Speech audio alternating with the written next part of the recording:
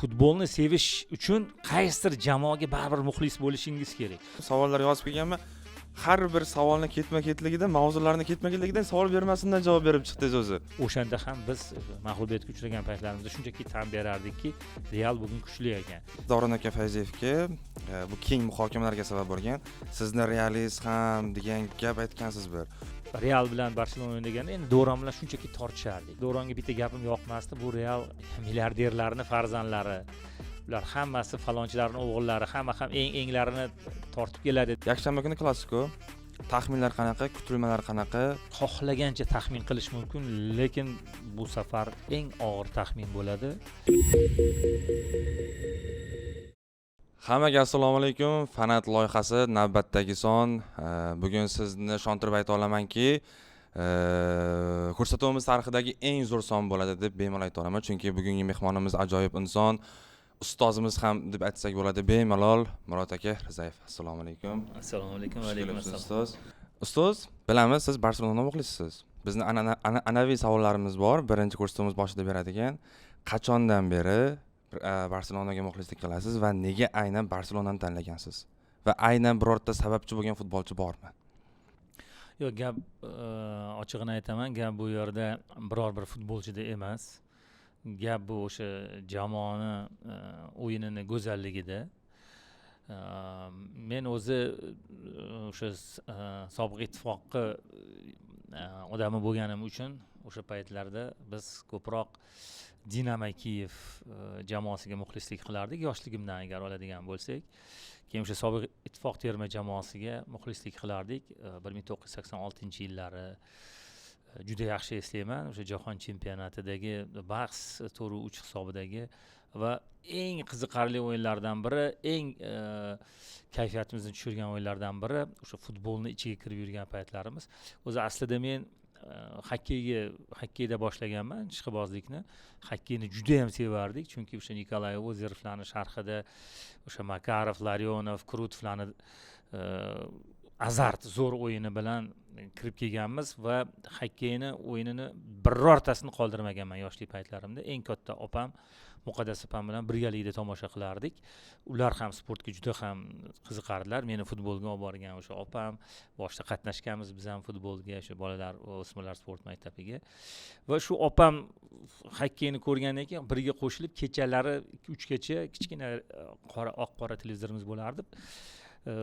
Qiziqib ketganmiz, hokkeyni ichiga kirib ketganmiz va shu tariqa Nikolay Ozerov sharhlaridan keyin sekin futbolga o'tganmiz va futbolda o'zi eng yaxshi ko'rgan jamoam Dinamo Kiyev bo'lgan. Chunki o'sha paytda to'g'ri Paxtakorga muxlislik qilardik, chunki O'zbekistonda bitta Paxtakor edi, lekin o'yin jihatdan o'sha Dinamo Kiyevda asosiy eng zo'r o'sha Zavarov, Belanovlar yig'ilgan davri baribir qanaqadir boshqacha davr. Haligacha o'sha Yarmolenko, Rats singari Yakovenko futbolchilar, ya'ni o'sha paytda Dneprdan Protasevlar bo'lardi. Bir boshqacha bir davr edi-da, qanaqadir o'yin jihatdan va eng o'sha yaxshi ko'rgan jamoalarimizdan biri bu jamoa bo'lgan. Keyin sekin xuddi shunaqa tarzda eng chiroyli o'yin namoyish etadigan klublardan biri bu Manchester United. Manchester Unitedga biz shu davrdan keyin muxlislik qilishni boshlaganmiz. U yerda ham o'sha davrning eng yaxshi o'yinchilari, ya'ni o'sha eng yaxshi dunyoning murabbiyi Sir Alex Ferguson boshqarayotgan jamoa xilma-xilligi, oxirgi daqiqalarda 10 daqiqada futbol emas, bir boshqacha spektakl namoyish etadigan klub bo'lganligi uchun ham kutib o'tirardik oxirigacha va Manchester Uniteddan biz shunaqa bir ko'p bahra olganmizki, o'yinlarni qizib, hattoki o'sha bitta o'yinda 4-0 ga yutqazgan o'yinida javob o'yinda 5-0 ga yutgan o'yinlari bo'lgan. Shu bois ham asosiy diqqat e'tiborimiz mana shu jamoaga qaratilgan va biz o'sha Taqachi mahallasida tug'ilganman. O'zimizga o'sha yoshlik davrida, misol uchun Taqachi United deb o'sha liboslarimizga, maykalarimizga yozib olardik. Domga uchastkaga kotej futbol o'ynardik. Ya'ni bu o'sha qiziqish. Keyin 2008-yilmida shu Manchester United Barselona bilan o'ynagan. Biz u paytda O'zbekiston Milliy televiziya kompaniyasida ishlardik. Men 1994-yil o'sha Hirosimada yutgan paytimizda ishga kirganman. Manchester Unitedga bilishardi hammaligisi, muxlisligimni. O'sha o'yinda qanaqadir bir boshqacha ta'sirot. Bilardim Barselonani o'yin uslubini bilardim. Undan avval ham bir kuzatib hayron qolib yurardim, lekin bu safar o'sha Xavi, o'sha Messi, o'sha Iniesta qanaqadir boshqacha o'sha finalda hattoki o'sha yigitlar bilan, sharhlovchilar bilan o'zimizcha garov bog'lab men Manchester United yutadi deganman, ko'pchilik Barselona degan. O'sha paytda shu bois ham o'sha bir sharhlovchimiz Sardor Rahimov ko'pincha hazillashadi. Murod aka, siz sotilib ketdingiz, chunki Manchester United muxlisi edi. Keyin o'sha o'yinni 2-3 marta ko'rdim. Endi u paytda takroran ham namoyish etilardi. Takroran ham ko'ryapman. Keyingi o'yinlarda ko'ryapman, baribir qanaqadir birinchidan La Masia o'zidan yetishib chiqayotgan o'yinchilar, mana Realni ham o'ziga yarasha qudrati bor, lekin ko'pincha dunyoning eng zo'r o'yinchilarini, chunki mablag'i ko'p bo'lgandan keyin, qudratli jamoa bo'lgandan keyin ko'pchilik Realga o'taman deydi. O'zi xohlaydi. O'sha Mbappe bo'ladimi, Zidane bo'ladimi, Cristiano Ronaldo bo'ladimi, Raul bo'ladimi, o'z davrida mana shu o'yinchilar aynan bu Realku deb o'tganda, chunki o'sha darajaga yetib olganligi uchun bu Realning ustun tomonlaridan bittasi. Ya'ni mana hozir eng zo'ri kim bo'lsa o'sha o'yinchini olib, albatta yon atrofdagilar bilan qudratini saqlab qolaveradi. Barselonada biroz boshqacha. O'sha paytdan boshlab sekin o'rganishlarni boshladim. O'sha Messi davrida, Gvardiola davrida endi birinchidan tiki-taka, xuddi to'pni oyog'iga boylab olgandek, yoshlik davrida bir o'yin bo'lardi, arqonni oyog'imizga boylab aylantirardik sakrab. Xuddi shunga o'xshagan to'pni oyog'iga arqon bilan boylab olgandek aniq uzatmalar va tezkor, bu shunaqa bir go'zallik bo'lardiki, keyin hamma ishni tashlab qanaqa qilishyapti bu ishni deb, o'sha Busketslar davri, o'sha Alveslar davri, Puyollar himoyadan hujumga chiqib ketishlar, raqibga tezkor bosim uyushtirishlar, har musobaqada qanaqadir bir yangiliklarni olib kirishardi va tezkor bosim bilan to'pni olib qo'yish bu uncha jamoani qo'lidan kelmasdi. Men kuzatardim diqqat bilan, keyin o'rgandimki, bu Barselonaning ustun tomoni. Hamma har xil fikrlar. Tiki-taka Barselonaning ustun tomoni, tezkor hujumga o'tib ketish Barselona, mana shunaqa o'zgarish shunaqa gaplar paydo bo'la boshladi. Keyin men bildimki, yo'q, bu asosan ularning ustun tomoni baribir o'sha La Masia maktabida o'sha murabbiylar, asosiy ishni qiladiganlar, bolalarning o'sha murabbiylari qanday hujumga o'tish kerak, qanday boshlash kerak, Messi qanday qilib bunaqa o'ynab ketyapti, yoki Yamal yoki boshqa o'yinchilar, mana hozir o'sha yosh yetishib chiqayotgan o'yinchilar ham hammasi mana shu maktabni ko'rishgan. Hammasi menimcha shu maktabda, shu La Masia maktabida orzu qilaman shu maktabga borib, bolalar qanaqa tayyorgarlik ko'rayotganligini ko'rishni. O'sha maktab orqali va qo'rqmasdan keyin o'sha murabbiylar yoshlarga e'tibor qilishni boshlashdi. Mana Flik, undan oldingilar ham, va natijada eng yosh o'yinchilar aynan 16 yoshdan, 15 yoshdan asosiy tarkibga kiritilgandan keyin mana boshqa jamoalarda ham ko'ryapmizki, bu futbolchilar ko'p narsaga qodir ekanliklarini, qo'rqmasdan futbol o'ynay olishlarini, raqib kim bo'lishidan qat'iy nazar namoyish etishyapti. Lekin asosiy o'sha men endi Barselonaga muxlislik qilishimni kelib chiqishini boshdan gapirib berdim. Manchester United, u paytda endi ko'pchilik Manchester Unitedga muxlislik qilardi o'zi. Biz ham xuddi o'shalar qatorida edik. Faqatgina shu o'yinlarni ko'rib 2008-yil, 2009-yilgi Barselonaning o'yinlarini qaytadan bir tomosha qilsangiz ko'rishingiz mumkin bo'ladi. Va albatta 2011-yilgi Barselona bu dunyoda qanaqadir yangilik olib kirgan, dunyo futbolida umuman bir boshqacha, bir o'zgacha bir futbolni olib kirgan klublardan biri hisoblanadi va o'shandan beri haqiqatdan ham Barselona eng kasal deymizmi, eng kasal ishqibozlaridan birimiz va bu narsa farzandlarimizga ham o'tgan, katta o'g'lim ham, kichik o'g'lim ham. Chunki har safar Barselonaning o'yinini ishdan charchab kelsakda ko'ramiz oxirigacha, ba'zi o'yinlarni hozir ko'ra olmay qolishimiz mumkin, lekin Barsaning o'yinini oxirigacha ko'ramiz va yutqazadimi, yutadimi? Yana bir bor aytaman, muxlislar ko'pincha noto'g'ri tushunishadi. To'g'ri, yutsa qanaqadir xafa bo'lishimiz mumkin, lekin baribir bu Barselona yutqazgan o'yinlarida ham qanaqadir 5-6 ta hujum qilib, o'sha 5-6 ta hujumni o'zidan biz baribir bahra olaveramiz. Yutqizsa ham chiroyli yutqizadi. Chiroyli o'yin, o'yinning go'zalligi, o'yinning chiroyliligi bilan qarang, mana bu qilayotgan ishni qanaqa qilyapti keyin bular deb men o'sha ko'pincha biz o'sha o'zimizning qarindoshlarimiz, jiyanlarimiz bilan birga ko'ramiz. Mana 26-dagi o'yinni birga ko'rmoqchimiz. O'sha jigarlarimiz bilan o'zimning opalarimning bolalari, jiyanlarim, qarindosh urug'larimiz. U yerda realchilar juda ko'p, lekin biz do'stona vaziyatda ko'ramiz baribir o'yinni. Endi boshqalarda men bilaman, bir-birini so'kkan, haqorat qilgan, bu juda ham noto'g'ri deb hisoblayman, chunki bu shunchaki futbol. Biz misol uchun Barselonaga muxlislik qilayotganligimiz sababi bu Realni yomon ko'rganligimiz uchun emas. Real ham aytayapman-ku, tezkor qarshi hujumlarda vajohati bilan o'ynagan o'yinlarda 2-3 yil, 4 yil ketma-ket Yevropa chempionlarini yutgan davrida juda ham kuchli tarkibi bor edi va o'shanda ham biz mag'lubiyatga uchragan paytlarimizda shunchaki tan berardikki, Real bugun kuchli ekan. Lekin baribir o'sha Barselonaning qaysidir joylarida o'yinidan bahra olardik.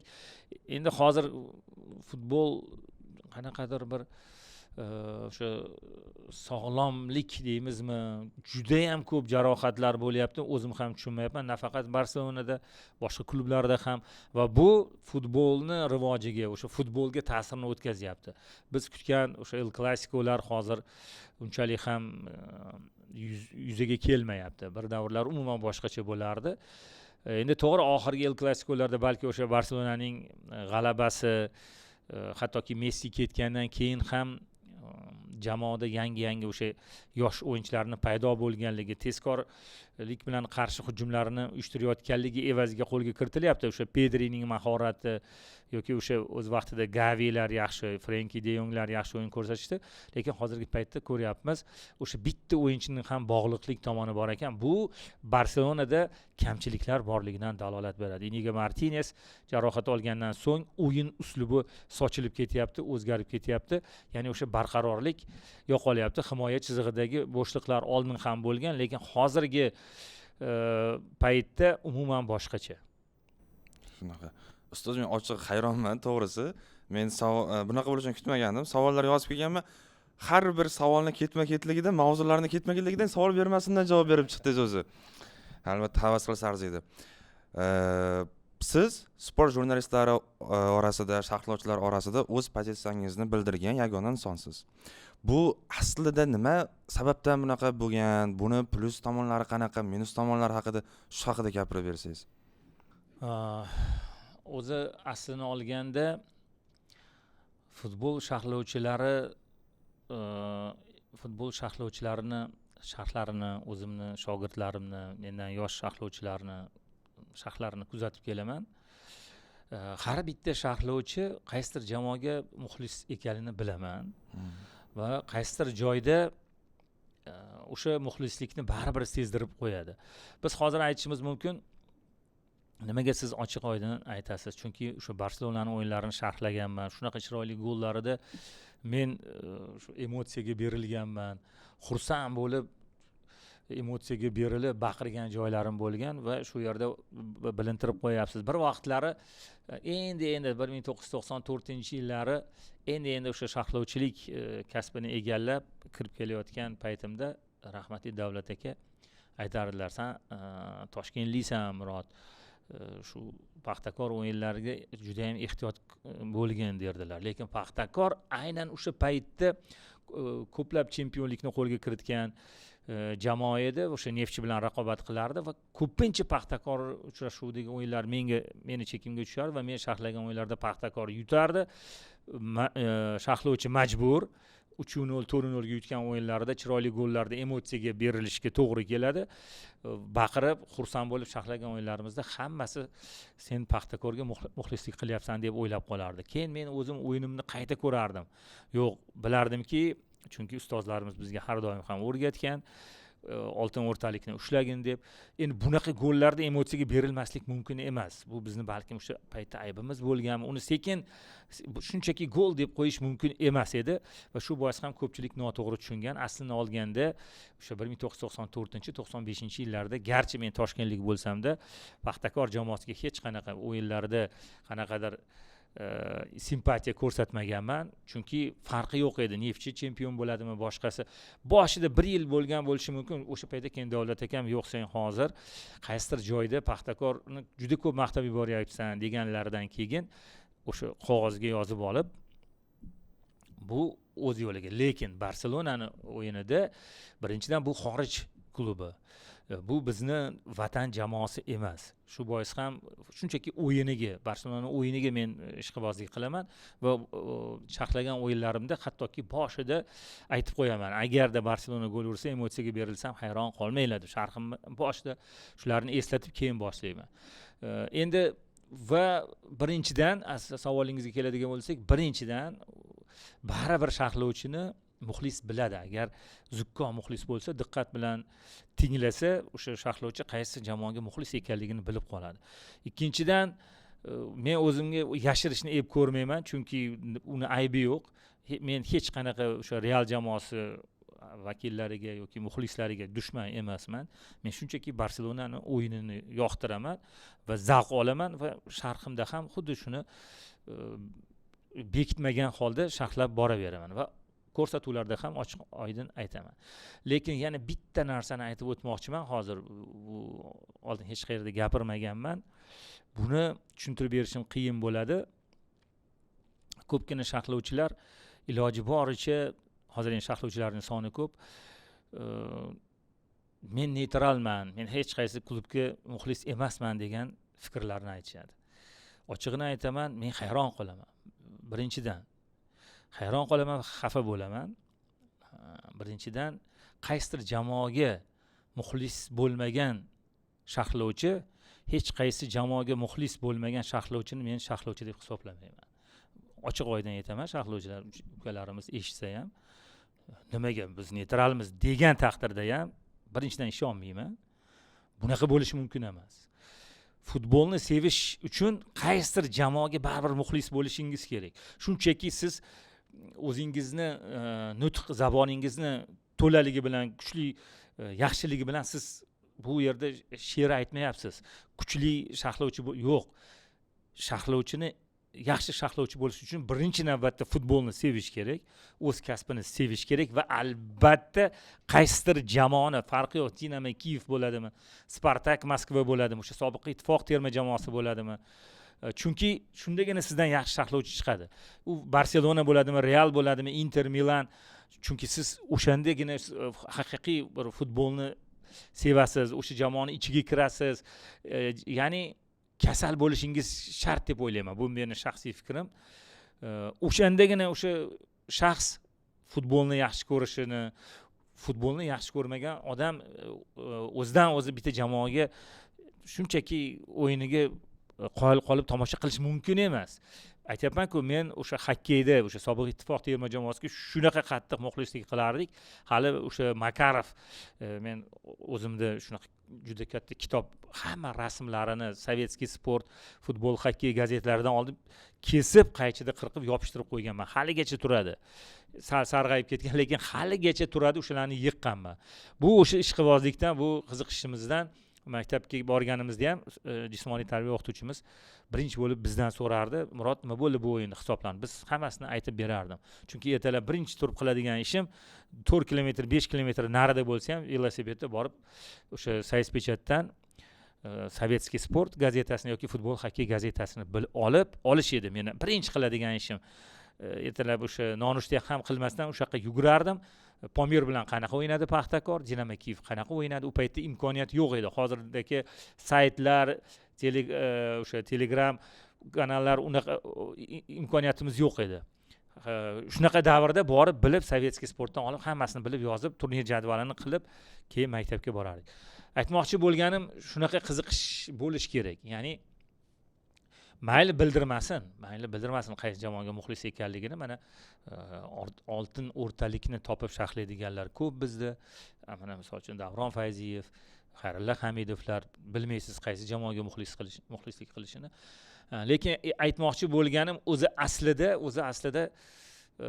o'sha sharhlovchilar baribir qaysidir mamlakat futbolini, qaysidir o'sha terma jamoani uslubini yaxshi ko'radi. Kimdir Braziliya, kimdir Italiya, kimdir mana o'sha paytda italiyaliklar chempion bo'lgan davrlarni eslasak, o'sha Badjolarga muxlislik qilib katta bo'lgan.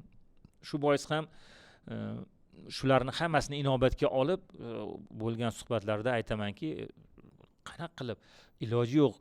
Endi bu narsa bo'lgandan keyin uni bildirmaslikni ba'zida iloji yo'q. Birinchidan baribir o'sha emotsiyada bilintirib qo'yasiz. Muxlis bilib qoladi baribir. Muxlis bilib qoladi. Boshda harakat qilganman bildirmaslikka. Faqatgina o'sha turdan turgacha ko'rsatuvlarda chiqardik. O'shanda sekin Barselonaga muxlislik ekanim bilina boshlagan boshqalarga ham. Keyin endi bekitib nima qildim? U narsani bekitishni o'zimga ep ko'rmayman, chunki qanaqadir bir narsani yashirib bunaqa qiyin. Bunaqa yashash ham qiyin, ochiq oydin aytib undan ko'rasi. To'g'ri, bu menga minus tomonlari ko'p. Ba'zida sen Barselonaga muxlislik qilib yuborasan deb sharhga Barselonaning o'yinlariga qo'ymagan paytlari ham ko'p bo'lgan. Lekin bir tomonlama o'zingizdan soqit qilasiz, erkin yurasiz, bemalol muxlislik ham qilaverasiz. Bu tomoni yaxshi va Barselonaning g'alabalarida albatta xursandchiligingizning cheki bo'lmaydi. PSG bilan bo'lgan o'yindan oldin o'sha 6-1 da she'rlar yozganmiz va maza qilib sakraganmiz, ko'chaga chiqib yugurganmiz, hamma hayron qolgan, shu yoshda sharhlovchi Murod aka shu ishni qilyapti deb. Shunaqa tomonlari bor. Xuddi o'sha yosh bolalardek ba'zida maza qilasiz. Ishxonaga kirib kirishlaringiz ham bunaqa qilib ancha aylangan. Ishxonalarga kirib o'sha ukalarimiz bilan hazil-huzullar qilib, bu shunchaki to'g'ri ma'noda, yaxshi ma'noda qabul qilish kerak. Bu yana bir bor aytaman, bu degani Real jamoasiga dushman degani emas. Realning ba'zi o'yinlarida, shunaqa zo'r o'yinlarda boshqa jamoalarni yutganda xursand bo'lamiz. O'sha esimda Juventus bilan bo'lgan o'yinda qanchalik biz ham xursand bo'lganmiz, chunki klass daraja zo'r o'ynab Manchester City bilan bo'lgan o'yinlarni eslashingiz mumkin. O'sha o'yinlarda biz ham albatta tan beramiz va bu jamoani haqiqatan ham dunyoda eng kuchli klublardan biri ekanligini, doimo o'sha darajada yurishni xohlashini, o'sha darajani ushlab qolishda yurishni xohlashini bilamiz. O'sha Madrid yoki o'sha eng katta rahbarlari ham aynan ular shuni xohlashadi. Englarini olib kelinglar, biz doimo birinchi bo'lishimiz kerak degan bir shiorni ushlab turishadi. Bu tomonlama albatta Real jamoasiga ham havas qilamiz. Endi o'zaro o'yinda albatta El Clasico'da endi biz baribir Barsa tomonda bo'lamiz. Ustoz, bir narsa so'ramoqchiman hozir, gapingizni bo'ldim uzr. Bir joyda aytgansiz, Davron aka Fayziyevga bu keng muhokamalarga sabab bo'lgan, sizni realist ham degan gap aytgansiz bir. O'sha voqeani qanaqa bo'lgan o'zi, nima maqsadda bunaqa deyilgan, shuni bir ochiq oydin bizga tafsilotlarni aytib bersangiz. Endi Oriyat Donoga chaqirishgan edi. Oriyat Donoga suhbatga chaqirishgan, bordim. Endi o'sha paytda eng qiziqarli o'yinlar kulminatsiya bo'lgan payt Jamol Bobojonov bor edi. Endi aytayapman-ku, bir vaqtlari o'sha Davron Fayziyev bilan juda ko'p bu borada tortishardik. Ya'ni shunaqa tortishardikki, Davron Fayziyev, men endi biz o'rtamizda shunaqa suhbat bo'lgan. Barselona jamoasida Iniestaga o'xshagan o'yinchilar, Puyolga o'xshagan o'yinchilar bir qiyinchilik bilan katta bo'lgan. Men o'zi Iniesta haqidagi bir hikoya o'qiganimda, o'sha uni otasi ikkita bir juft oyoq kiyim berganda, shuni kiymasdan shunchalik bo'lganki saqlab qolgan. Keyin kelganda qarasa o'sha yastig'ini tiyda turgan bo'lgan. Nimaga kiymagan degan. Endi bu uzoq hikoya, achinarli, qanaqadir ta'sirli hikoya bo'lgan. Ya'ni o'sha paytda kemada ishlagan bo'lgan. Menda shu insonlarni mana Saneda, Maneda ham shunga o'xshagan va hayotiy bir voqea bo'lgan. O'shalarni ta'sirida Barselonani o'yinchilarini oilasi bilan, tarixi bilan qiziqib o'qib yurgan paytlarim bo'lardi va o'shaning uchun ham biz ko'pincha Real bilan Barselona o'ynaganda endi Do'ron bilan shunchaki tortishardik. Men endi Do'ronga bitta gapim yoqmasdi. Bu Real falonchilarni milliarderlarni farzandlari, ular hammasi falonchilarning o'g'illari, hamma ham englarini tortib keladi degan bir suhbat bo'lganda, shunchaki Davron Real jamoasini yonini olib, yo'q, bu tushuntirishga harakat qilgan. O'sha paytda men aytgan bo'lishim mumkin. O'zaro suhbatda tortishganmizda, men endi Barsachi bo'lganligim uchun ham o'shanda men o'shalarni yonini olib Davron tushuntirishga harakat qilganda, realist undoq degan gapni gapirganman. Haqiqatan ham bu degan so'z, bu bilmadim, bu muxlislarning o'zi biladi. Misol uchun eng zo'r oltin o'rtalik Babir Davronda, buni hamma ham biladi. Men ham endi o'sha ko'pincha o'zaro suhbatlarimizda shu Realni yonini olib gapirgan. Shu o'shani men o'sha paytda Davronga o'sha paytda ham aytganman degan gapimni odamlar noto'g'ri qabul qilishdi. Noto'g'ri qabul qilishib, endi balki men o'zimda ham noto'g'ri tushuntirgan bo'lishim mumkin. Noto'g'ri yetkazishdi va Davron Fayziyevni o'zi ham noto'g'ri qabul qilib, tushunmay qoldi, xafa bo'lib, Murod aka, nimaga meni Realchiga chiqarib qo'ydingiz? Ochiq oydin shunchaki degan bir fikrni aytdi. Endi qo'ng'iroq qilganda men o'zim ham tushunmay qoldim. Qachon, qayerda? Keyin eshitsam, haqiqatan ham urg'u shunaqa ketib qolgan va keyinchalik o'zim Telegram kanalimda ham yozib chiqdim. Biz xafa qilib qo'ydik shu insonni deb. Aslini olganda shunchaki sharhini eshitsangiz, u yerda o'rtada qaysi mana bu narsani biz o'rganishimiz kerak, bu narsani biz qila olmaymiz, lekin Davron qiladi. Yutqazayotgan jamoani qanaqadir nima sababdan yutqazayotganligini chiroyli tushuntirib berish. Bu narsa Davronda bor. Misol uchun mana Nasaf yutqazyapti, tushuntirib berish qiyin, yoki O'zbekiston terma jamoasi yutqazyapti, shaxsan men uchun tushuntirib berish qiyin bu narsani. Chunki men o'sha dardim bilanmi, shu Avstraliya bilan bo'lgan o'yinni mana hozir eslayapman, 0-6ni. 6-goldan keyin men hattoki jim bo'lib qolganman. Mana o'sha paytda, ya'ni nimaga meni xatoyim qayerda bo'lgan? Men hozir Avstraliyani ham yutib tashlaymiz, chunki Abramov jamoasi edi. Hozir bu jamoani ham yutib tashlaymiz, hujum o'ynaymiz. Boshqacha kayfiyatda kirganman, qarasam bitta, ikkita men kutgan narsa bo'lmayapti. Men tayyor emasman o'sha zarbalarga. Ya'ni ular qanchalik 6 ta zarbani qabul qilishgan bo'lsa, xuddi men shu bokschilardan 6 ta zarba qabul qilgandek bo'lib, knockdown holatiga tushganman. Ba'zi joylarda qanaqa oqlashni ham bilmayman. Yoki bo'lmasam o'sha Bahrayn bilan bo'lgan o'yinda. Men Bahrayn bilan bo'lgan o'yinga birga borganman. U yerda ham xuddi shunaqa. U yerdan keyin signal kelmagandan keyin rahmatli Davlat aka sharhlab ketganlar. O'sha oxirgi 20 daqiqasini sharhlaganlar. U yerda umuman boshqacha tanqid ham ketgan. Men tanqid qilmayotgan edim o'sha paytda. Keyin kelib eshitganman, mana shunaqa tanqid qilsa bo'lar ekan. Ya'ni bu faqat yutqazganda qanaqadir ushlab turish emas. Mana shu jihatlariga Davronda qanaqadir o'rganish deymizmi, yaxshi tayyorgarlik deymizmi, yoshligidan bir shunga mutanosiblik deymizmi bor va chiqib keta oladi. Milan bo'ladimi, qaysi jamoa yutqazayotgan bo'lsa-da, chiroyli qilib o'sha jamoa muxlislarini xafa qilmagan tarzda chiqib ketadi. Bizdagi farq shu. Misol uchun Barselona qaysi jamoani 6-0 hisobiga yutib qo'ysa, misol uchun Davron ikkinchi tomonni ham bu shuning uchun bular juda yaxshi o'ynab yubordi, lekin hali mana bu jamoa hali so'zini aytadi degan bir kerakli gaplarni topib turib chiqib keta oladi. Bizda o'sha paytda biz bayram qilayotgan bo'lamiz, xuddi ikkinchi jamoani mensimayotgandek bo'lamiz va ular ikkinchi jamoa agar muxlislar rostdan bo'lsa, ular bizdan albatta xafa bo'lishadi. Xullas, mana shunaqa biroz kichik tushunmovchilik bo'lgan, lekin keyinchalik borib o'zga ham tushuntirdim. Bu shunchaki shuni gapirib bermoqchi bo'luvdim. Noto'g'ri tushunib ketdi. odamlar ham, siz ham juda ham qiyin vaziyatga tushirib qo'ydingiz.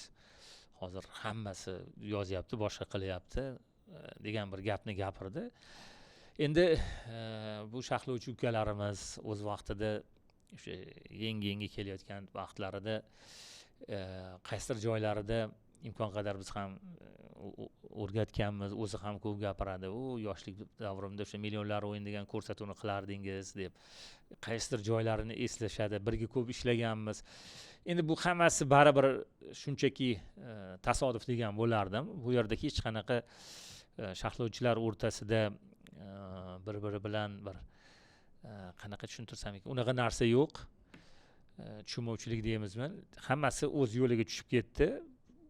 Bu rostdan ham aytaman, shunaqa bir sharhlashdan men o'zim ham faqatgina shu realni yonini olgan davrlarida o'zaro suhbatimiz bo'lgan. Men falon sharhlovchi falon jamoaga muxlislik qiladi, baribir buni men o'zim ham bilmayman. Ayniqsa Do'ronni sharhlaridan qiyin. Chunki biz o'zaro suhbatlashganimizda ham hech qachon bizga men realchiman yoki men falonchiman deb aytmagan ham. Shu bois ham u o'zi aslida bizga qorong'i. Mana Xayrilla Hamidov bilan ham shunaqa. Rostdan ham boshqa mana Dilshod To'xtabekovni Italiya futboliga bo'lgan bir mehrini bilaman. Chunki Dilshod To'xtabekov bizda eng o'sha arxiv bo'yicha hammasini eslab qoladigan, hamma davrlarda qiziqadigan, statistikaga juda ham moyilligi kuchli va hammasini eslab qoladigan o'sha davrlarda kim qanday bo'lgan sharhlovchilardan bittasi va haqiqatan ham o'sha Italiya futboliga bo'lgan o'sha mehri deymizmi bor. Biz ko'pincha Italiya terma jamoasi o'ynasa, misol uchun Dilshodbek kirsa yaxshi bo'lardi degan fikr ham o'zimizda turadi. Mana ustoz, bizni yosh sharhlovchilar, yosh jurnalistlar, bo'lajak sharhlovchilar ham kuzatmoqda. Ularga qanaqa maslahat bera olasiz? Mana shu o'z pozitsiyasini bildirish yoki qaysidir klubga muxlislik qilish haqida. Endi o'zi sharhlovchi, yaxshi sharhlovchi bo'lish uchun har bitta insonda o'ziga yarasha tushuncha, o'ziga yarasha fikr bor. Va har bir sharhlovchi yaxshi sharhlovchi bo'lish uchun birinchi navbatda nimaga e'tibor qaratish kerak degan savolga turlicha javob beradi. Misol uchun, endi mayli xafa bo'lsa ham aytaman. Misol uchun, meni fikrimcha birinchi navbatda yaxshi sharhlovchi bo'lish uchun ko'plar bilim, saviya deyishadi, ovoz kerak deb o'ylayman. Meni shaxsiy fikrim, ko'pchilik qo'shilmasligi mumkin. Zo'r bilimingiz bo'lsa, futbol ipidan ninasigacha bilsangizda ovozingiz tushmasa, muxlislarning qulog'iga yoqmasa, u sizni kuchliligingiz yoki o'sha har bitta futbolchini ipidan ninasigacha bilishingiz ularga yoqmasligi mumkin. Yoki so'z boyligi ko'pligi ham yoqmasligi mumkin. Ko'pincha aytishadi, bilim kerak, o'sha so'z boyligi kerak, futbolchilarning hammasi ipidan ninasi statistikani bilish kerak deyshadi. Yo'q. Xuddi bu o'sha konsertlarda boshlovchi chiqadi-ku. Agar o'sha konsertlarni olib boradigan boshlovchi ham dona-dona qilib, chiroyli qilib gapira olmasa, unga chaqirishmaydi konsertga. U matematikadan zo'r bo'lishi mumkin, ingliz tilidan zo'r bo'lishi mumkin, maktabda 6 medalga bitirgan bo'lishi mumkin, lekin agar ovoz, o'sha diksiya deymiz, nutq kuchli bo'lmasa, uni chaqirishmaydi. Xuddi shunga o'xshagan o'sha diktorlarga ham diktor bilan o'sha sharhlovchi o'rtasida baribir bog'liqlik bor. O'sha paytlarda qanaqa o'sha Zununovlarning davrida qanaqa diktorlar bo'lardi, chiqib o'sha programmani e'lon qilishardi oldin, o'zlari chiqib to'g'ridan to'g'ri efirda e'lon qilishardi. Mana o'sha Dildora Rustamova o'sha dona-dona qilib gapiradigan o'sha diktorlarni ham biz kuzatardik. Aytmoqchi bo'lganim, birinchi navbatda ovoz. Ikkinchi navbatda mana Mirza Hakimani To'xtamirzayev ham nimaga muxlislari ovozlari dona-dona, chiroyli qilib gapira oladilar. Ikkinchi navbatda juda ham ko'p tushuntirib muxlisning me'dasiga tegish kerak emas. bor shunaqa zo'r sharhlovchilarda ham shunaqa bir odati bor, bitta vaziyatni olishadida ketdi, gapiraverishadi, gapiraverishadi yoki radio sharh bo'lib qolish kerak emas. Ya'ni to'p falonchidan pistonchiga uzatilyapti, maydon tashqarisiga chiqib ketdi, maydon tashqarisida to'p dumalab ketyapti, kichkina bola qo'liga oldi, yugurib olib kelib beryapti. Bu inson ko'rib turib, bu ham me'daga tegadigan sharh. Faqatgina endi o'zidan ovozdan foydalanib, iloji boricha qisqa lo'nda o'sha paytlarda axborot akalar Sinelobov, Pyatnitskiy bo'ldi. Siz tushunib olasiz, chiroyli jumlani ishlatishardi. Nikolay Ozerovlarda shunaqa bo'lardi. Evgeniy Mayorov, Maslachenko juda qanaqadir berilib bizani davrimizdagi eng zo'r sharhlovchilar. O'shalarni eshitib baribir o'shalardan olganmiz, o'rganganmizda. Shularga e'tibor qaratish kerak deyman. Ya'ni vaziyatni juda ham endi tahlil qilish kerak, to'g'ri. Tahlil, agar kuchli tahlilchi bo'lsangiz, nima sababdan shu hisob qayd etilyapti, shuni siz ochib bera olishingiz kerak. Va o'sha hozir ovoz masalasida mana Davronni muxlis o'sha ovozga qulog'i ko'nikkan bo'lish kerak. Davronning ovozi, Xayrullaning ovozi, o'ziga yarasha ovozlari bor. Hamma tomonlama eshitishadi va shu bilan birgalikda muxlisga xalaqit qilmaslik kerak. Va hali aytib o'tganimdek, bu jamoani muxlisi bo'lishi mumkin, u jamoani muxlisi bo'lishi mumkin. O'sha xafa qilib qo'ymaslik kerak. Bizda o'sha kamchiliklarimizdan bittasi, ba'zida o'sha yutayotgan jamoalar maqtab yuboramiz va haligindan biz ham qanaqadir haqoratlar eshitishimiz mumkin bo'ladi. Meni jamoamni yerga uryapti. Bu narsalarga baribir e'tibor berishimiz kerak. Keyin sheva masalasida biz ko'p gapiramiz. Yigitlarga mana bu joyda baribir yo'q, biz o'zbekmiz, ruslar ham Gasimov deyishadi, boshqa narsa deyishadi. Yo'q, bu bilan bizning ishimiz bo'lish kerak emas. Gap bu yerda o'sha bizni eshitayotgan muxlislarimizni qiynab qo'ymasligimiz kerak. Boshqa tomonga olishmasin. Shuni evaziga ham biz albatta to'g'rilashimiz kerak. O'zimizni shevamizda, misol uchun o'sha mana Abdulla bilan ko'p gaplashamiz. Mana hozir Binoydagi o'sha Sergeyevda ikkita yefni bemalol aytyapti. Andreyevda bu bizda chiqmaydi deyish kerak emas. Chiqadi. O'zbekiston futbolini zo'r bilishadi, boshdan oxirigacha mana sharhlab yurishibdi. Ichida har bir jamoada nimalar bo'layotganigacha bilishadi. Juda ham kuchli mutaxassislar, lekin muxlis bilmaydiki, bular kuchli mutaxassislar, bular ichida, bular murabbiylar bilan suhbatlashadi. Bu nimaga shevada gapiryapti deb o'ylaydi. Shularni baribir to'g'rilashga harakat qilaverish kerak. Men qila olmasam kerak, meni shevam shunaqa, yo'q. Harakat qilish kerak. Chunki inson harakat qilsa hamma narsani yechadi, hamma narsaga o'zini o'zi unday oladi. Shu tomonlarga e'tibor berish kerak deb o'ylayman va albatta tayyorgarliksiz kirmaslik kerak. Hozir juda ko'p bunaqa holatlar. Men bu jamoani bilaman deb kiradi.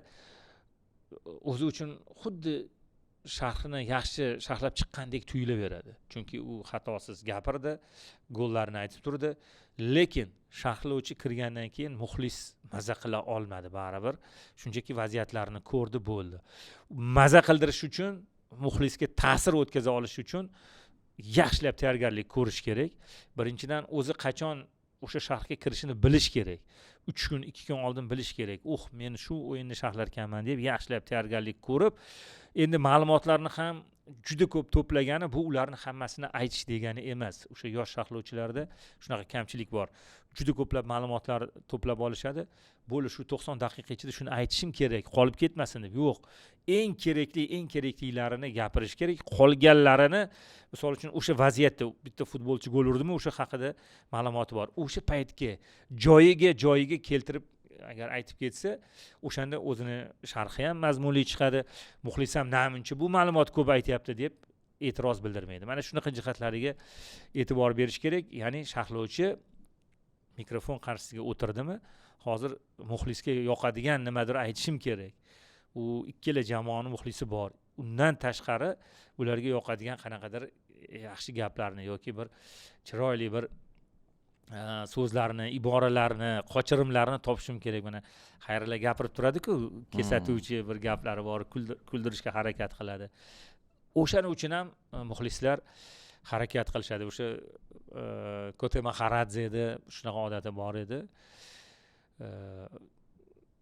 Мяч поднимается высоко, пока мяч опускается, товарищи, я вам объявляю в составе команды qo'yardi. Bu kimdir zarba berdi, to'p yuqoriga ketdi, shunchaki yuqori ketdiki, ungacha men tarkibni tanishtiraman degandek. Bu narsa qiziq. Muxlislarga ham qiziq, lekin oddiy narsa. Tarkibni tanishtiraman hozir degan narsani shu yo'l bilan kiryapti. Bu rang-baranglik. Mana shu rang-baranglik bilan sharhni qiziqroq qilib olib borsa bo'ladi. Chunki hozir tahlil qilish qiyin. Davlat akada tahlil bo'lardi-da. Jamoani ipidan iynasigacha o'rganib chiqib, mana bunday uslub bo'layapti. O'sha Turkmanistondan kelgan murabbiy haqida 10 minut, 15 minut tahlil qilib, sharhni qizdirishga harakat qilardilar. Endi unaqa qiyin. Sharh paytida baribir o'sha vaziyatni, chunki mana ko'pincha joyi kelganda aytib ketaman, o'sha Oriyat Donoda ko'pincha men eshitaman hamkasblarimizni. Misol uchun Chelsea falon nima uchun yutqazyapti? Falon narsa uchun yutqazyapti. Boshda men hayron qolardim. Nimaga bu gapni bular aytishyapti derdim. O'zimni hamkasblarim, o'zimni yaqin insonlarim o'ylardim. Nahotki shu ipidan iynasigacha kirishganmi, bilishganmi, bu sharhlovchini shunchaki fikrimikin degan bir xayolda turardim. Chunki misol uchun Chelsea haqida, Manchester City haqida, Liverpool haqida nimaga yutqazayotganligini bilishimiz uchun o'zi aslida biz o'sha jamoada ishlashimiz kerak. Biz o'sha jamoani ichidagi hammasini bilishimiz kerak. Ikir-chikirgacha bilishimiz kerak bo'ladi. Bu lekin o'sha o'rganib turib, shuni har xil o'sha statistikalardan kelib chiqib fikrlayotgan bo'lishi mumkin. Aslida baribir nisbiy u fikrlar. Lekin agar siz bilmaysiz-ku, u yerda balkim bitta o'yinchini murabbiy bilan urushib qolib ataylab tushirmayotgan bo'lishi mumkin. Yoki urushib qolib, ikkita o'yinchi bir bilan urushib qolib keyin tushayotgan bo'lishi mumkin. Bu narsani biz bilmaymiz, lekin yaxshilab o'rganib, ipidan iynasigacha baribir qanaqadir ba'zida o'sha jurnalistlar fikr bildirishni o'zlariga ep ko'rishadi. Endi bu ularning o'zlarining ishi, shu bois ham hamma o'ziga yarasha bilimiga ega, o'ziga yarasha fikriga, o'sha jamoalarni futbolni o'ziga yarasha tushunchasiga ega. Shu bois ham bir narsa deyish qiyin. Tushunarli ustoz. Vaqtimiz chegaralangan. Yakshanba kuni klassiko. Taxminlar qanaqa, kutilmalar qanaqa? Ikki jamoat ikki xil muhit ayni vaqtda shu haqida ozroq. El Clasico haqida hozir xohlagancha taxmin qilish mumkin, lekin bu safar eng og'ir taxmin bo'ladi, eng qiyin taxmin bo'ladi, eng qiyin fikrlar bildiriladi. Ko'rib turibmiz, 9 talab o'yinchi jarohat olishgan va Frenkie de Jong ham o'zini noqulay his qilyapti. Madridning Real jamoasida 4 ta futbolchi mashg'ulotga qaytgan degan fikrlar chiqdi. Rafinha ham. Bu hammasi o'yindan 2 soat, 3 soat oldin agar taxmin qilinsa zo'r bo'ladi. Sababi biz haqiqatan ham bilsak, qaysi futbolchilar o'ynay olishini, kimlar tayyor ekanligini, ana o'shanda bemalol bir taxmin qila olamiz yoki fikr bildira olamiz. Lekin hozircha agar deb gapiraman, Rafinha tuzalsa, Yamal tuzalsa, o'zi Yamalni jarohat bilan o'ynatib yuborishdi. Biz bir necha bor aytdik, hali tushirmaslik kerak edi. Yamalsi o'ynab turish kerak edi. Baribir tushirishdi, u yana jarohatini qaytarib oldi. Hozir oxirgi o'yinda o'ynayapti. Yaxshiyamki zaxiraga olishdi, lekin baribir bu futbolchilar maydonga tushayotgan bo'lsa-da hali to'liq tayyor emas. Chunki jarohat bu bir haftada tez bitadigan jarohatlar emas.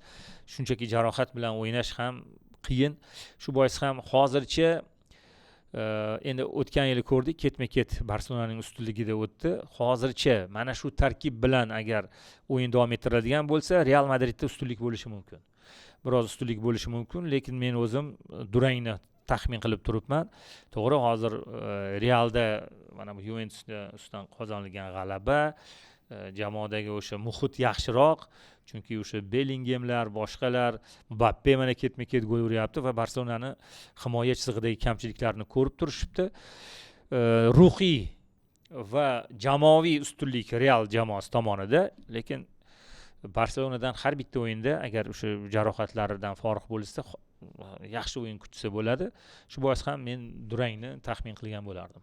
Tushunarli ustoz, rahmat. Bizni yana bir an'anamiz bor. Yangi so'nggi so'z o'rnida siz Barselonaning o'sha orzular eng yaxshi jamoasini tuzib bersangiz, barcha davrlarda o'ynagan eng yaxshi Barselona jamoasi. Hop. Darvozadan boshlasak. Darvozabondan boshlasak, hozir. Hop, darvozabondan boshlasak, o'sha Gvardiolani davridagi Barselonani eslaymiz. Hop. Darvozada Valdesmidi? Viktor Valdes. Viktor Valdes. Himoyachilar. Alves bilan Puyol bor. Chap qanotda Alba o'ynardi. Alba, Alves, Pique, Puyol. Mana shu to'rtlik, o'sha davrdagi to'rtlik. Ha, shu Albani eslab qoldim. Chunki Alba bo'lmasa Messi o'zini yomon his qilardi-da. Shunaqa. Markazda Busquets, Pedri.